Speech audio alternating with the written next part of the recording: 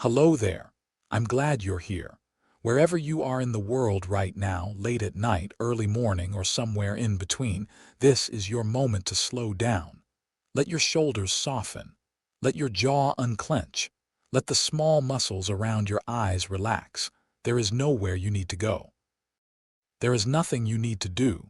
For a little while, the world can wait. If you enjoy gentle stories like this, stories designed to help you rest, drift, and step away from the noise of the day, then you're very welcome here at Somni Kron. You can support this quiet space by liking the video and subscribing. It helps other tired travelers find their way here. If you'd like, you can leave a small footprint in the comments later. Just the local time where you're listening and what the night feels like outside your window. Is it quiet? Windy, warm, cold? For now, there's nothing to decide. Dim your lights, settle into your pillow, let your breathing become slow and natural, and imagine this. Tonight, you are not in your room, you are standing at the edge of a medieval world. A great stone castle rises before you, its walls pale beneath the moon, its towers cutting into slow-moving clouds. The sky above is deep and dark, scattered with stars that seem closer than usual. Torches flicker along the outer gate, their flames bowing gently to the wind. Each one casts a circle of amber light on the stone, leaving long shadows that sway and stretch. The air smells faintly of smoke, cold earth, and distant pine. It is quiet here, not empty, just still. From a distance, this place looks majestic, powerful, untouchable. But if you had to live here, if you had to sleep here, you would discover something no painting ever tells you.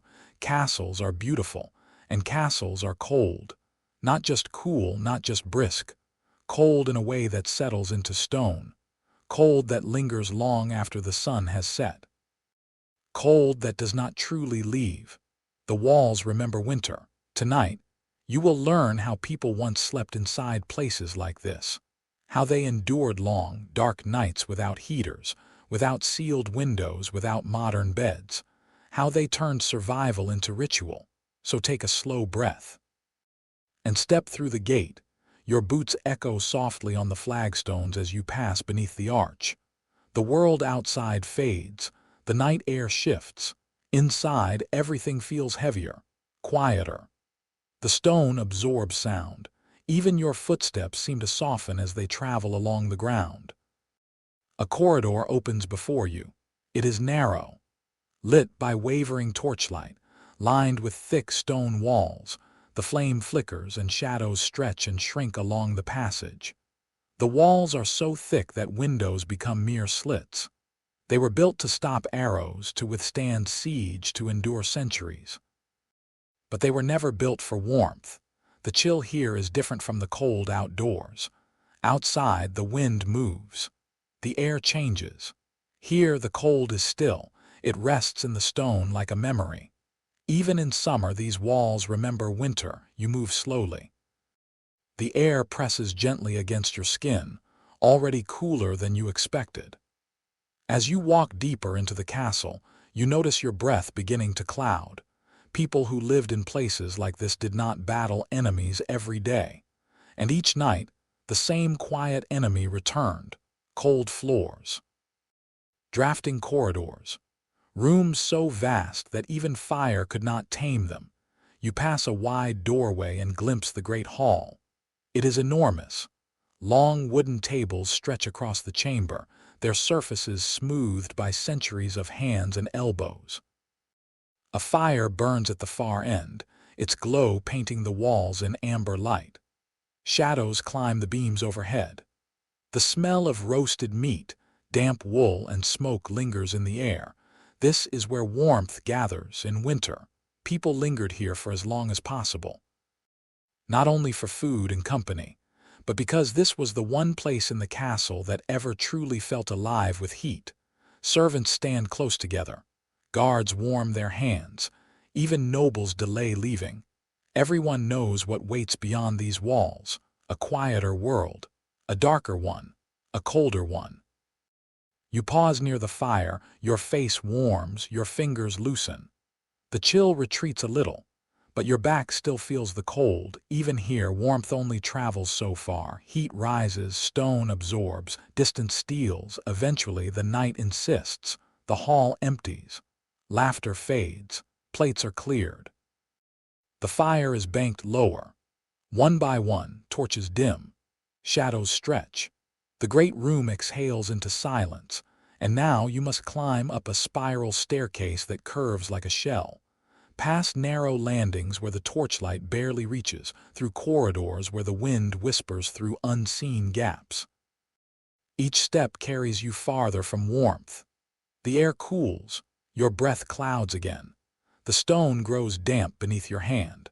By the time you reach your chamber, the cold has settled into your bones. The room is large, too large. Stone walls rise around you, pale and faintly wet with condensation. A small hearth glows weakly at one end. The bed stands elevated from the floor, draped in heavy curtains that fall in soft folds. This is where you will sleep, not in comfort as you know it, but in strategy. Every object here exists for a reason. The bed is high to escape the cold air pooling near the floor. The curtains form a small tent of warmth. The blankets are layered thick and heavy. The rushes on the floor soften stone and hold what little heat they can. A servant moves quietly, drawing a warming pan across the sheets. A faint scent of embers rises. The fabric softens beneath the touch of heat. For a moment the bed feels almost inviting. You remove your outer cloak, but you do not undress fully. You slip into a long linen nightshirt. A soft cap settles over your hair. Your feet are wrapped. In this world, sleepwear is armor. You climb into bed. The mattress rustles beneath you, the blankets settle. The curtains close. Inside, the space is smaller, quieter. Your breath begins to warm the air. The layers press gently around you. Outside the fabric, the castle remains vast and unforgiving. But here, you have shaped a small shelter. Wind brushes the shutters. Stone holds its chill somewhere. A guard's footsteps echo. And slowly, carefully, you let yourself rest. Because in a place like this, sleep is not something you simply fall into. It is something you construct. For a moment you lie still. You do not rush towards sleep. You simply listen. The castle breathes around you. Stone settles with faint, distant sounds, like the slow shifting of a great animal at rest. Wind slides along the outer walls, testing every seam. Somewhere far below, a door closes with a hollow thud, and the echo fades into silence. Inside your curtained bed, the world feels smaller. The fabric around you softens sound. It dims light. It gathers the faint warmth of your body and holds it close, as though the air itself has learned to linger. Beyond the curtains, the chamber remains vast and cold, but here in this narrow pocket, you have shaped a refuge. This bed is not merely furniture. It is a shelter within a shelter, a room inside a room, a soft island in a sea of stone. The four tall posts rise like quiet trees at each corner. They are sturdy, worn smooth by hands over generations.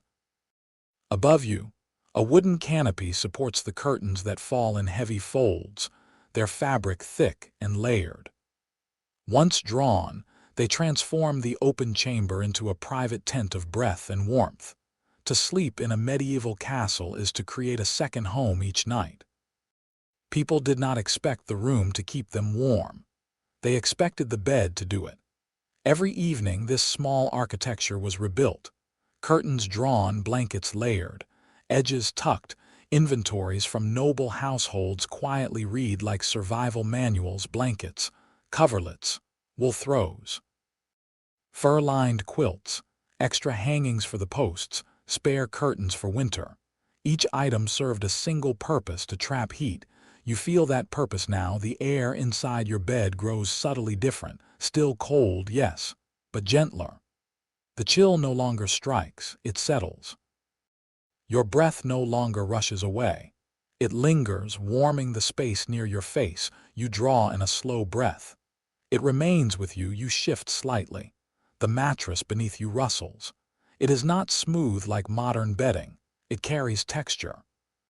Beneath the linen sheets, you feel the unevenness of what lies below. In some rooms, this would be straw, a thick sack filled with reeds or hay. It lifts you from the icy floor, but little more. The straw compresses under your weight, forming shallow hollows. Tiny stalks sometimes press through the fabric. It smells faintly of fields and summers long gone. Straw mattresses flattened quickly. They poked. They shifted. They harbored insects. And yet they were precious. They kept bodies from stone. They created space between skin and winter. They made sleep possible. In richer chambers, the mattress might be stuffed with feathers, goose down, duck plumage, soft, yielding, warm. To sink into a feather bed was to belong to another world. The body was cradled. The cold was pushed farther away. You did not lie on the bed so much as within it, held on every side. Yet even this luxury carried its own strangeness. Feather beds could swallow a sleeper, holding warmth so tightly that some woke damp with sweat, while frost still gathered on the walls. Too much softness could feel like sinking. Too much heat could feel stifling. Comfort in this age was always imperfect. You feel the weight of the blankets above you. They are heavy, much heavier than what you're used to. Wool does not float. It presses. Each layer adds not only warmth but gravity. To turn beneath such covers is an effort. People joked that once tucked in, a noble lay like a bundled parcel, unable to move without disturbing the entire structure.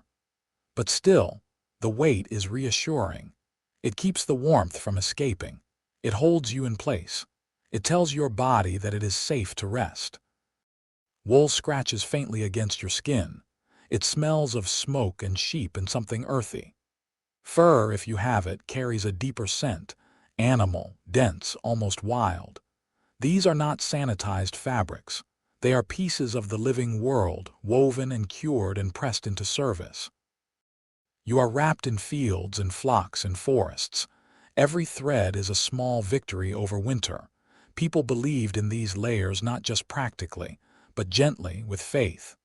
Linen was said to draw heat from the body. Wool was thought to return it. Fur was believed to hold it all inside. Whether or not these ideas were true mattered less than the comfort they offered. Each night became a quiet ritual of balance, linen against skin, wool above, fur on top. A textile shelter, built by hand. You draw another breath and notice how the air within the bed has changed. It no longer feels endless. It has edges now, boundaries shaped by cloth. Outside, the chamber is still cold. Stone walls rise like cliffs. Moisture beads along their surfaces. A faint drip echoes somewhere far away, but here, inside this fabric cave, the night has softened. This is why some nobles traveled with their beds, not just the linens, not just the blankets, the frame, the posts, the curtains. To arrive at a strange castle without your own bed was to risk a sleepless night. The chamber might be large, the hearth might be grand. But without your familiar cocoon, you were exposed. So beds were dismantled, loaded onto carts, carried across muddy roads. Wood creaked. Fabric brushed stone. Frames were rebuilt in unfamiliar rooms. Because the bed was not luxury, it was life support. You settle deeper into the mattress. The layers adjust around you. Somewhere beneath the covers, your feet find warmth at last. The curtain shifts slightly with the movement of air. It breathes. And you begin to understand something the people of this world knew well. Sleep is not passive here. It is something you build. Beyond the fabric, the castle remains immense. Drafts roam freely. Corridors stretch in shadow. Stone remembers winter. But inside your small, handmade shelter, the night becomes bearable. Your breathing slows. The weight of the covers steadies you. The chill recedes just enough. And the ancient ritual continues. One bed, one body, one fragile pocket of warmth in a sea of stone. Here you rest. The stillness inside your bed deepens. Outside the curtains, the chamber remains wide and hollow. Air moves where it wishes. Cold drifts across stone. But inside this small enclosure, the world has narrowed. Your breath rises and falls. The blankets hold. The fabric listens. In a place like this, warmth is never assumed. It is gathered. Before sleep, people did not simply climb into bed. They prepared for it. Each layer was chosen with care, as though the night itself were something to negotiate with. Evening became a slow choreography, one that unfolded the same way, night after night. You imagine it. A servant steps close to the hearth, lifting a folded blanket and letting it drink in a little heat. The wool darkens slightly, absorbing warmth. Another smooths linen sheets across the mattress, their hands moving in quiet patterns learned over years. A cloak, still holding the memory of the great hall's fire, is folded and placed near the foot of the bed. Nothing is wasted, nothing is rushed. Every movement has a purpose. Even the air is considered. You feel it now, the way the curtains guide your breathing back toward you. Each exhale meets fabric and returns. The space inside the bed is not warm in the modern sense, but it is contained. The chill has nowhere to rush. It moves slowly now, as if it has forgotten how to hurry. Your body responds. Muscles soften. Toes relax. Shoulders sink. This is how people survived winter nights, not by defeating the cold, only by shaping it. Clothing becomes part of the architecture of sleep. You are not naked beneath the covers, you are dressed. A long linen night shirt drapes around your legs. It feels cool at first, then slowly warms. Over it, perhaps, a thin wool tunic remains. The fabric is familiar, worn smooth with use. It smells faintly of hearth smoke and simple soap. Your head is covered. A soft cap wraps your ears and crown, holding warmth where the body loses it fastest. In old drawings, sleepers appear this way, heads wrapped, faces calm. They look ready for travel rather than rest. In this world, sleepwear is not indulgence, it is armor. Some people bind their feet in strips of cloth. Others tuck spare linen between the blankets. Hands are folded into sleeves. Every exposed inch is gently sealed. You feel this now as you adjust slightly. Fabric touches skin. Skin warms fabric. Warmth stays. It is a quiet loop. Even modest households understood this rhythm. In cottages, families slept in their undertunics. In castles, nobles commissioned garments meant only for night. The difference was in texture and decoration, not in purpose. Cover the body, keep it whole. Let nothing escape. Outside your bed, the castle murmurs. A beam shifts. A shutter taps softly in the wind somewhere. Water drips into darkness. These sounds do not alarm you, they are distant now. Inside the curtains, the air feels closer, almost tender. The space has become intimate. You no longer feel surrounded by stone. You feel wrapped. The cold is still present. It has not vanished. It lingers at the edges of the bed, waiting, but it no longer presses. This is the secret medieval sleepers learned. You cannot banish winter, you can only narrow its reach. So they built inward, not outward with walls, but inward with cloth. They turned beds into rooms, rooms into shelters, shelters into small, breathing worlds. And night after night they repeated the ritual. Draw the curtains, layer the cloth, cover the skin, breathe. You follow them now. Your body settles into its shape. The mattress supports. The blankets hold. The castle can remain vast. The wind can roam. Stone can remember every winter it has ever known. You have made a place within it. A place just large enough for rest. Here, sleep becomes possible. Before you arrived in this bed, before the curtains were drawn and the layers arranged, someone prepared the space for you. A quiet figure moved through the chamber carrying a long-handled pan. Inside it, embers glowed, their soft orange light pulsing like a living heart. The metal was warm in the hands. Faint wisps of smoke rose as the servant slid the pan gently between the sheets. The bed breathed. Cold fabric yielded. Dampness lifted. A small pocket of kindness formed where moments before there had been only chill. This was the warming pan, a simple tool. A shallow basin, a long wooden handle, and yet it changed everything. To climb into an untouched medieval bed was to meet winter face to face. Sheets stored the cold of the room, holding it like memory. The first touch could steal breath. Without help, the body would spend the early hours of the night fighting that chill, shivering until exhaustion finally softened it. So the bed was warmed first. The servant moved the pan slowly, back and forth, never lingering too long in one place. Too much heat could scorch the cloth. Too little would leave the sheets lifeless and cold. The motion was practiced, careful, almost ceremonial, a gentle sweep, a pause, another sweep, a quiet dance between flame and fabric. When the pan was withdrawn, the space beneath the covers felt different, not truly warm, but kinder. As though the bed itself had learned your name, you slide into this memory now. The contrast is immediate. Outside the curtains, the room remains wide and unwelcoming. Inside, the sheets greet you gently. You draw the covers up and hold that small gift of warmth close, knowing it will fade. It always does. But those first moments matter. They let the body release its guard. They whisper that rest is allowed. This, too, was ritual. Households kept warming pans alongside candlesticks and chamber pots. They were part of nightly life. In winter, no bed was complete without one. Some people improvised. A clay pot filled with embers, a heated stone wrapped in cloth, a brick warmed by the hearth. Anything that could soften the first touch of sleep. It was never about luxury, it was about permission. The warmth said, you may rest now, you feel it even here, even now. The faint echo of heat beneath you, the way your muscles loosen without instruction, the way your breathing deepens on its own. Beyond the bed, the castle exhales. A distant door closes, wind brushes a tower.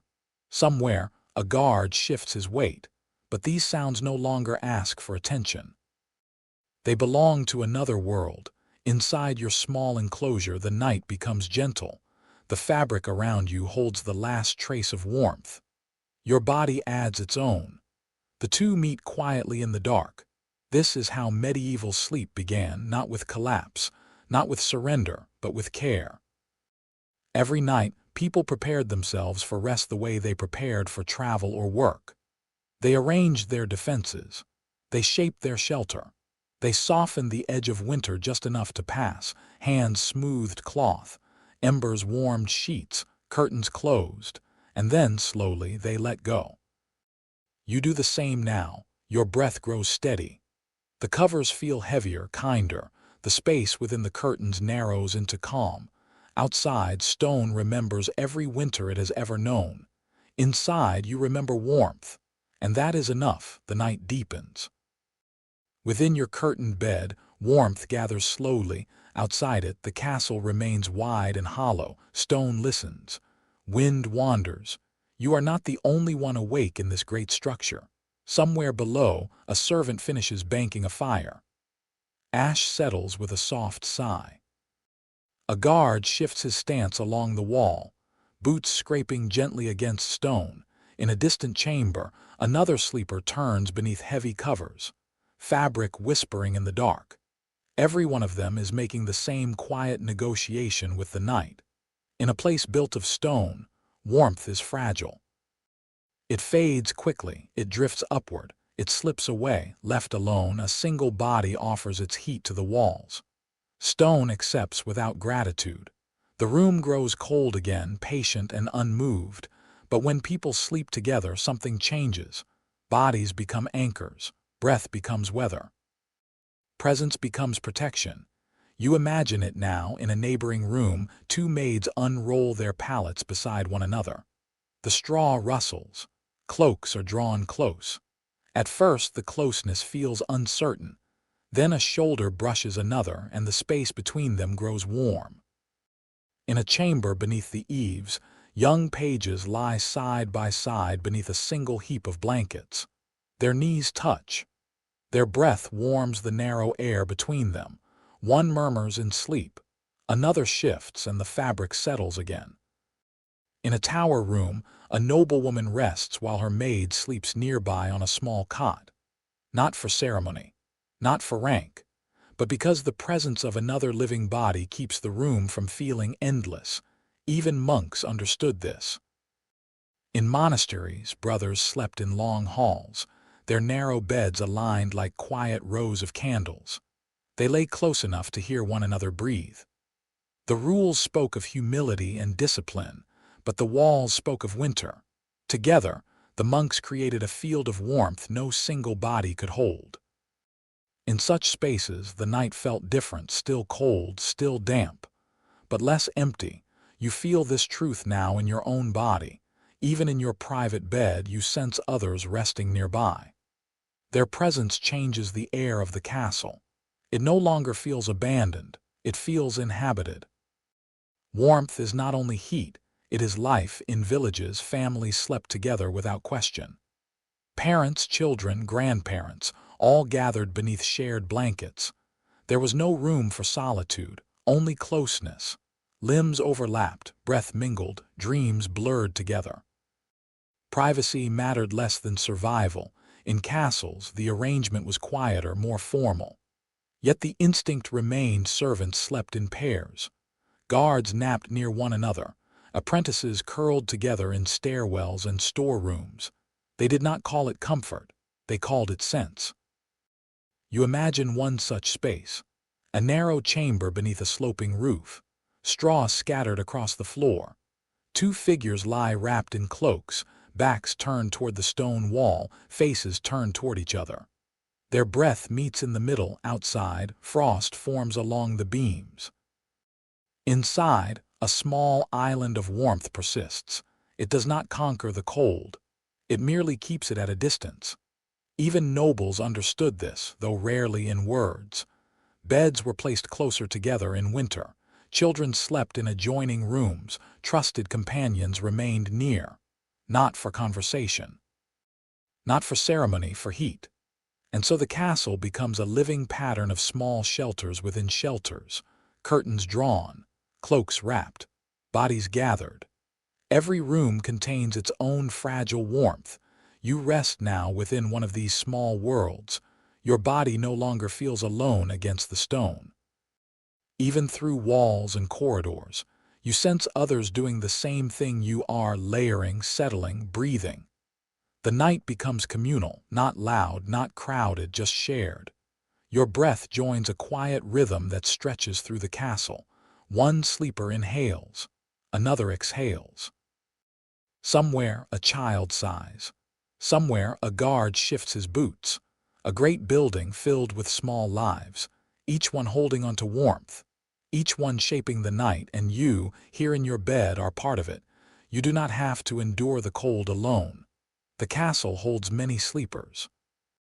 The night holds them all, and slowly, gently, they rest together. The night presses gently against the castle. Wind moves along the outer walls. Clouds drift across the moon. Frost gathers in quiet corners. Inside, life settles. Not all warmth in this world comes from people.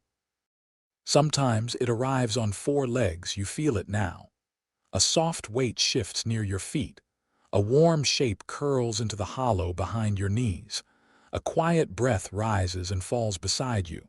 A dog. In many medieval chambers, hounds were more than guards or hunting companions. They were living hearths. Their thick coats held heat. Their bodies radiated warmth through long winter nights. Small lap dogs nestled against chests.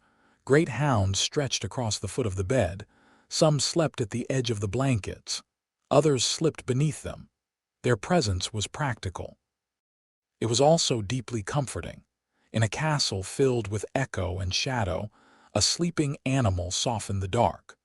The slow rhythm of another creature's breathing steadied the mind. The simple weight of fur against skin reminded the body that it was not alone in the night. You imagine it clearly. A large hound pads across the chamber floor, nails clicking softly on stone. It circles once, twice, then settles beside the bed.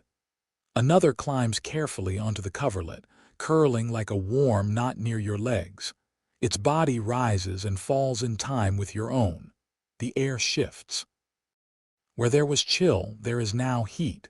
Where there was emptiness, there is presence. People welcomed this without hesitation.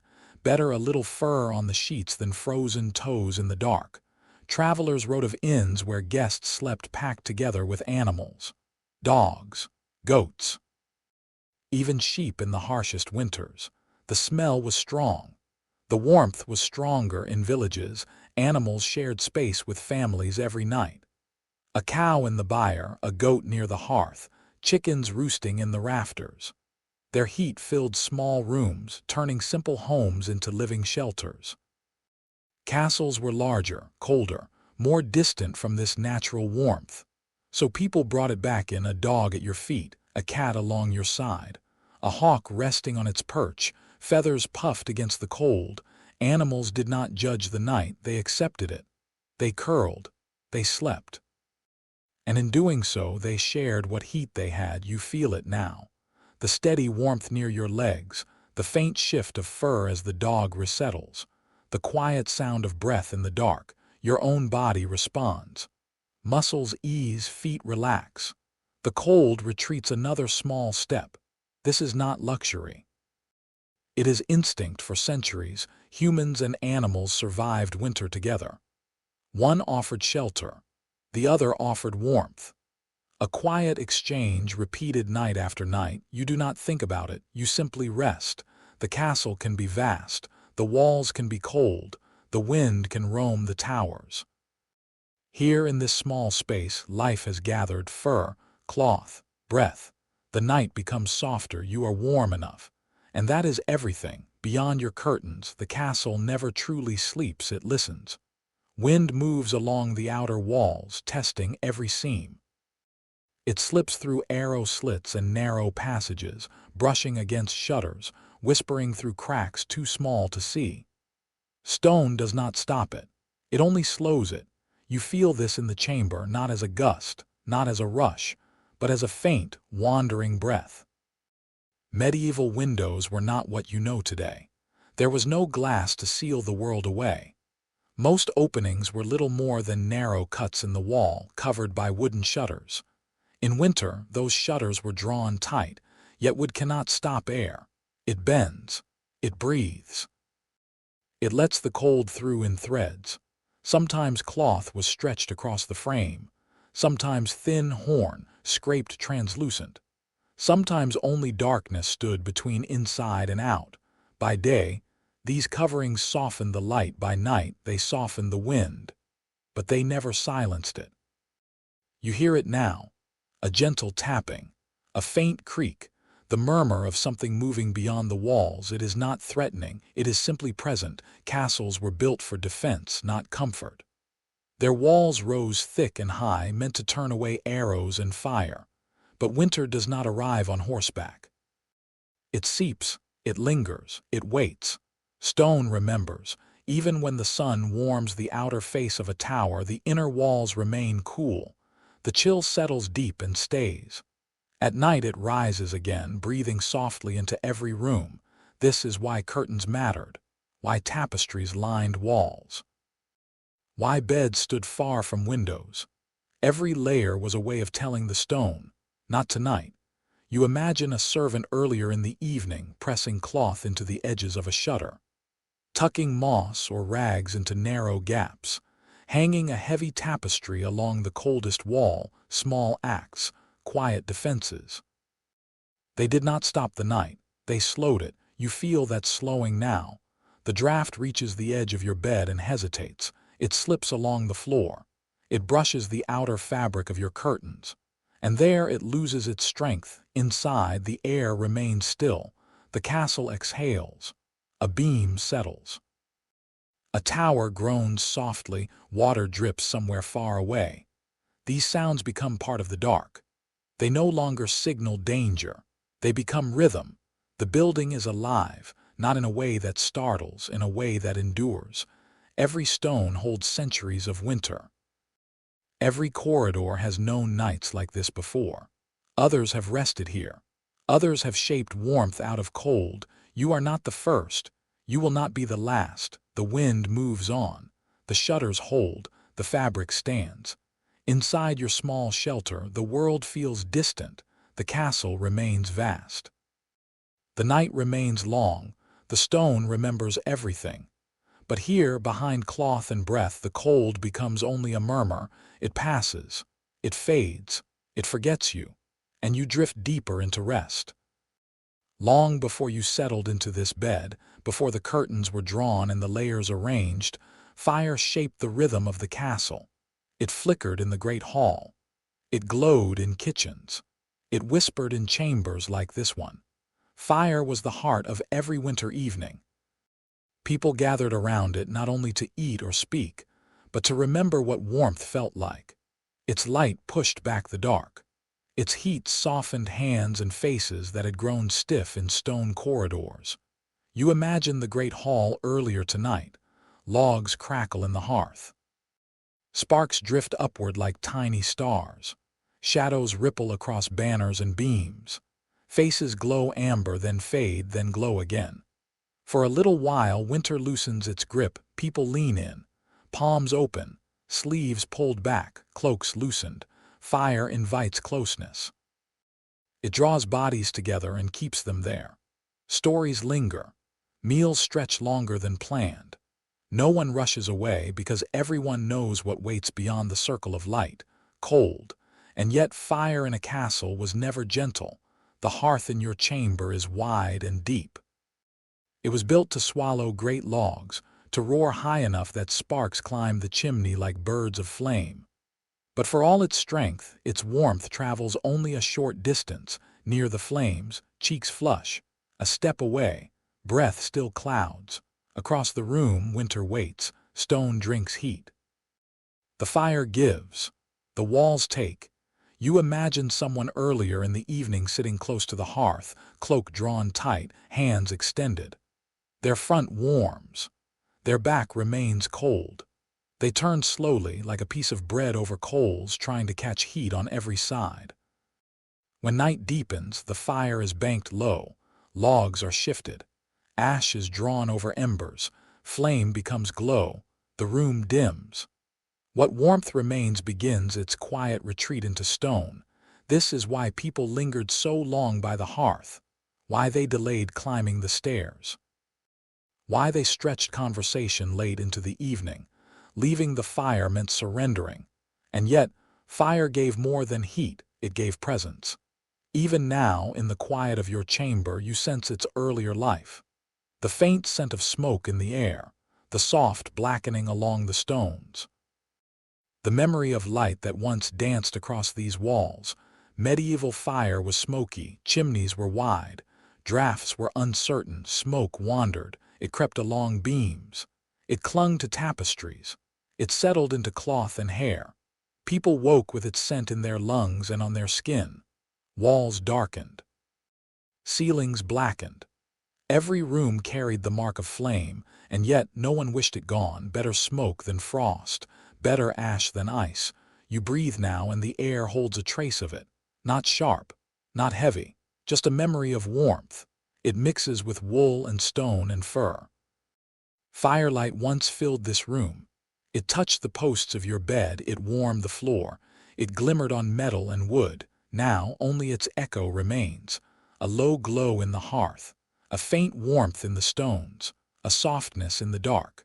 The fire has done its part, it warmed what it could. It offered what it had, the rest is left to clothe breath and time. You lie quietly, feeling the calm that follows flame. The world no longer flickers, shadows no longer leap. The room has settled into its night shape. The castle holds its breath. Outside, wind moves. Inside, embers fade. And in this gentle darkness, you rest. Not every sleeper in the castle rests behind curtains and carved posts. Beyond your chamber, down narrow passages and through low doorways, lie other sleeping places, simpler, plainer, shaped by necessity rather than comfort. These are the dormitories. Long rooms with stone floors, low ceilings darkened by smoke, Rows of narrow beds or pallets laid side by side. Here, servants, pages, monks, soldiers, and apprentices settle for the night. You imagine stepping into one of these halls. The air is cool, but not empty. It carries the warmth of many bodies and the faint scent of wool and straw. Shapes lie in quiet order across the room. Each figure is wrapped in a cloak or coarse blanket. Straw rustles softly as someone turns. A murmur passes through the dark and fades. There are no curtains here, no warming pans, no feather beds, yet something else fills the space, togetherness. Dozens of breaths mingle. The air holds warmth simply because so many bodies share it. The cold does not vanish, but it cannot claim the room completely. It is slowed by presence, softened by nearness. A young servant curls closer to the wall. A page tucks his hands into his sleeves. A soldier pulls his cloak higher over his chin. Each small movement is quiet, careful, practiced. No one wishes to wake the room. The sounds are gentle, a cough, a sigh. The slow rhythm of sleep spreading from one body to the next. In monasteries, the scene is similar. Rows of brothers lie in narrow beds, each separated only by a small gap. The rule may speak of discipline, but the night speaks of survival. In winter, their closeness keeps the dormitory from becoming a tomb of stone. Candles once burned along the walls, their light now gone. The scent of wax and smoke lingers. The room is dim but not frightening. The presence of others softens the dark. A brother stirs and murmurs a prayer. Another turns toward the warmth beside him. The room breathes as one. Here, sleep is communal. No one is alone with the cold. No one faces the night entirely by themselves. You sense how different this feels from solitude. The mind relaxes more easily. The body rests more deeply. The dark feels less vast. Even in castles, where hierarchy shapes every waking hour, night brings a quiet leveling. All bodies cool the same. All breaths cloud the same. All hands seek warmth. Whether noble or servant, monk or guard, each sleeper arranges their small defenses. A cloak pulled close. A sleeve drawn over the hand. A shoulder turned toward another. The castle becomes a constellation of resting forms. Every chamber holds quiet life. Every corridor carries the hush of breathing. You lie in your own bed, aware now of this wider rhythm. Not just your breath, not just your warmth, but many. The building is full of sleepers, each one shaping a small island of comfort, each one holding winter at bay in their own way, and in that fullness the night feels gentler. You are one among many, resting, breathing, enduring. The cold remains, but it is shared, and so it feels lighter. It is easy to imagine that wealth meant warmth, that those who lived behind high walls and heavy doors slept in comfort, while those in small huts shivered through the dark. But the night was not so simple. A castle is grand, it is strong, it is vast. And in winter, it is often colder than any cottage. Stone holds chill. Space swallows heat. Even with hearths and tapestries, many noble chambers felt like caves. The air was damp. The walls breathed cold. Fires warmed only a narrow circle before surrendering their gift to the chimney and the stone. High above the ground, in a tower room, wind brushed every edge. Frost gathered on shutters. Breath clouded the air. The bed might be carved and draped in velvet, but the night still reached it. Down in the village, life was humbler. Homes were built of timber and earth. Walls were thick with clay and straw. Roofs were layered in thatch. The rooms were small, sometimes only a single space for cooking, eating, working, and sleeping. But small rooms hold warmth. A single hearth could fill the entire home with heat. Bodies gathered close. Animals shared the space. A family slept together near the fire. Children curled against parents. A goat or cow stood in the byre at one end of the house, its warmth rising into the room. Chickens roosted overhead. The air was smoky, but it was warm. Travelers sometimes remarked on this with quiet surprise. The lord slept on feathers in a freezing tower. The peasant slept on straw in a warm hut. Comfort did not always follow status. Nobles had finer fabrics, richer furs, better beds. But they also had space, too much of it. Each chamber was another cavern for cold to claim. Each corridor carried winter deeper into the heart of the building. Peasants had fewer things but more closeness. Their homes were shaped by necessity. Every wall, every beam, every low ceiling existed to keep out wind and hold in heat. They did not speak of insulation. They lived it. You imagine both scenes. High above in a tower room, a noble lies beneath layered quilts. The bed is tall. The curtains are drawn. Still, the night presses in. Frost gathers on the shutter. The hearth glows faintly. Breath rises in pale clouds. Below, in a cottage, a family sleeps in a loose circle around the hearth. The fire glows softly. The room smells of smoke and straw and animals. It is crowded. It is noisy. It is warm. Neither life is easy. One has comfort without heat. The other has heat without comfort. Both endure. Winter does not favor rank. It visits every door, and in every home, stone or timber, people shape their own small shelters. They draw close. They layer cloth. They learn the habits of cold. A noble pulls fur higher over their shoulders. A farmer shifts closer to the hearth. A child tucks cold hands beneath a parent's arm. The gestures are the same. You rest now with this knowledge. The castle around you may be vast. The walls may be thick. The chambers may echo. But your warmth comes from the same place it always has, from breath, from cloth, from closeness. From the quiet human art of enduring the night, within these stone walls, even sleep learned to move. Rooms were not fixed sanctuaries. Beds were not permanent. Life shifted with the seasons. Castles changed with the year the way forests did. Light and shadow reshaped them. Cold and warmth decided where people rested. Winter taught its own map. In colder months, people chased light. They chose chambers that faced the southern sky, where pale sunlight slipped through narrow openings and brushed the stone for a few precious hours. Those rays did not truly warm the walls, but they softened them. They changed the feeling of a room. They made waking less harsh. A patch of light on the floor became a small miracle. It meant the night had ended. It meant the world still turned. It meant warmth would return, even briefly. Beds were moved toward these gentle windows.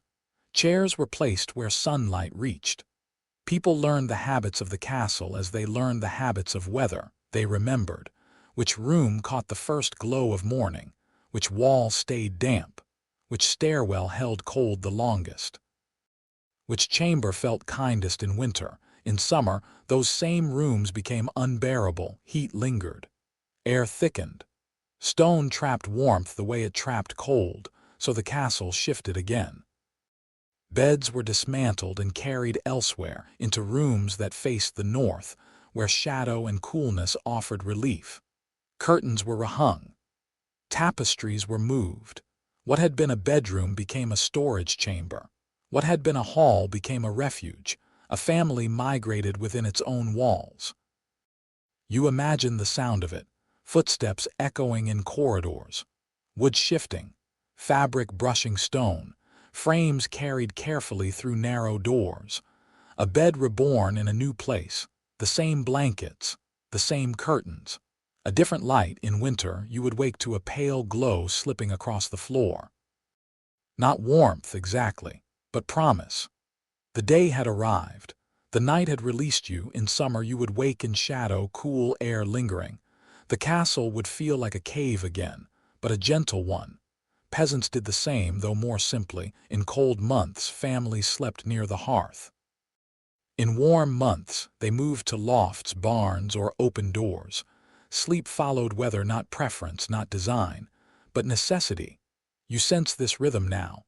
The castle is not merely stone. It is a living map of light and dark. Each corridor has known warmth. Each chamber has held winter. People learned these patterns the way sailors learned tides. They watched how dawn moved. They noticed where frost lingered. They remembered which rooms welcomed morning and which delayed it. They slept where the world allowed them to rest. You lie here now in one such place, chosen not for beauty but for mercy. The room receives just enough morning light, the walls hold slightly less cold, the night loosens sooner. These small differences mattered. They meant waking without pain in the joints. They meant breath that did not sting. They meant a beginning that felt possible. Even in stone, people found ways to follow the sun. And in doing so, they taught sleep to move, not in haste, not in fear, but in quiet alignment with the world. You drift within that same rhythm. Night deepens, morning waits. And somewhere beyond the walls, the sun is already turning toward you. There comes a moment in every night when the castle grows still, not silent, but settled. The fires have faded to embers. Footsteps have ceased. Doors rest in their frames. Midnight passes not with a sound, but with a change in weight. You feel it in the air. The stone cools, the wind slows, the building exhales. This is the hour when the castle belongs not to duty, nor to daylight, but to itself. Corridors stretch in shadow, stairwells curve into darkness. Towers stand like quiet sentinels beneath the stars. Torches that once guided movement now burn low, their flames small and patient. Wax gathers in pale pools. Light becomes memory rather than command. Every room holds a sleeper. Behind one door, a servant dreams of fields and open sky.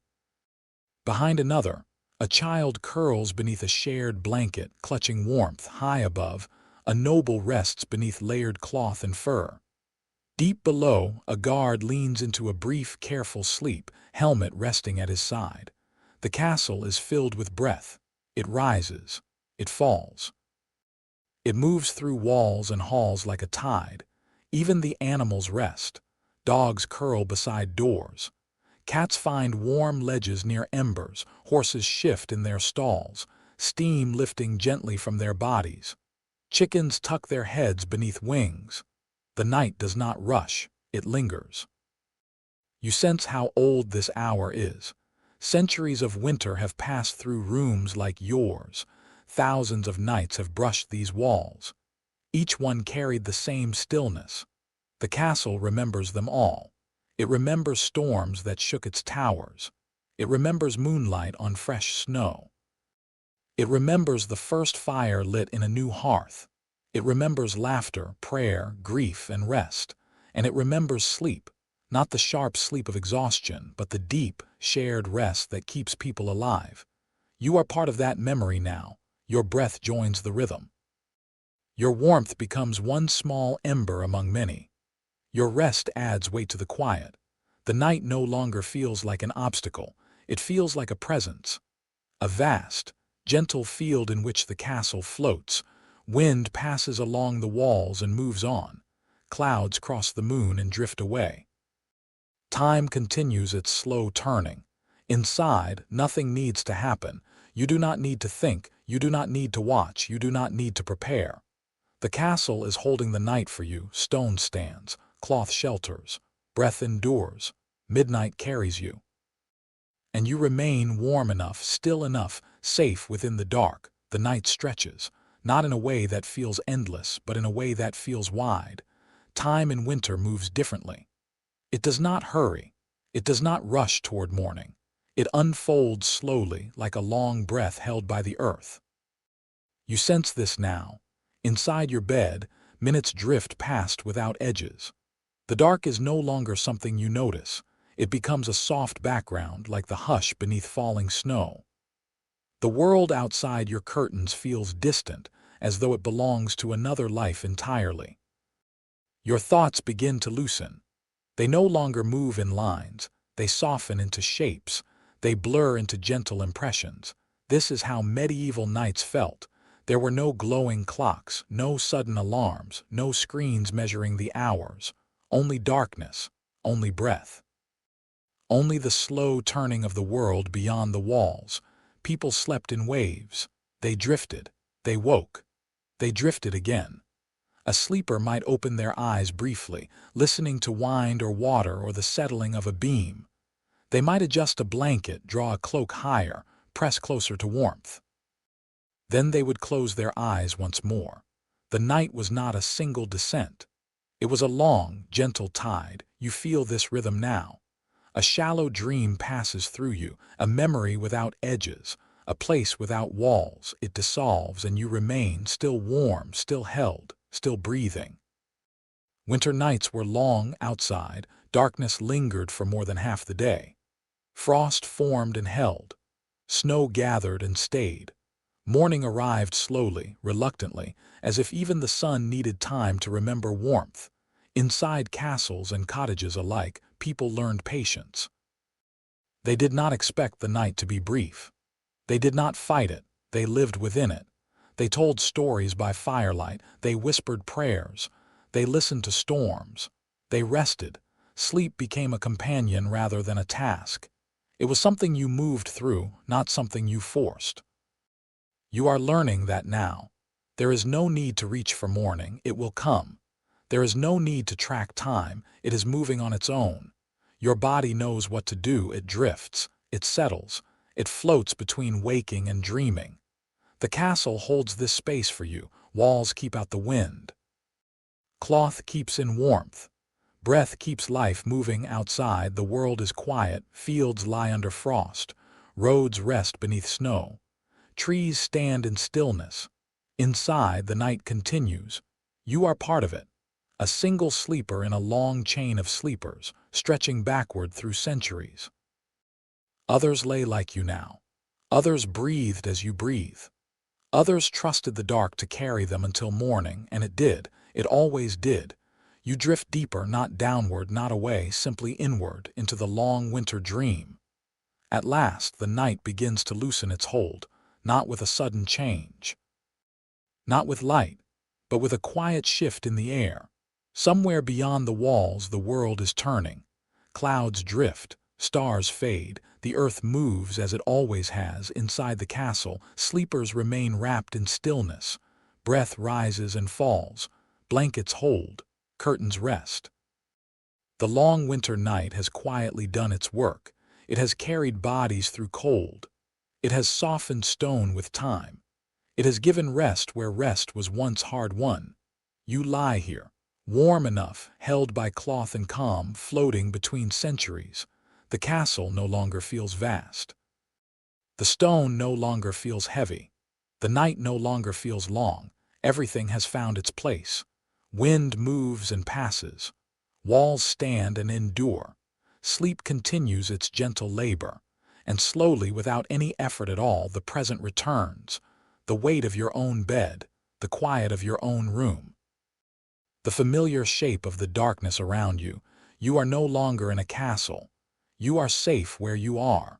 But something remains. A sense of how carefully sleep was once built, how precious warmth could be, how deeply people learned to rest in places that offered little comfort. Tonight you rest with ease. Others once rested with skill. Both are worthy. Both are human. So let your breathing stay slow. Let your thoughts drift like clouds across a dark sky. Let the day release you. You do not need to hold anything now. You do not need to remember. You do not need to prepare. The night is carrying you. Good night. Sleep gently. And may your dreams be soft and untroubled. If this journey brought you comfort, another quiet story waits for you here on Somni Kron whenever you're ready. For now, sweet dreams.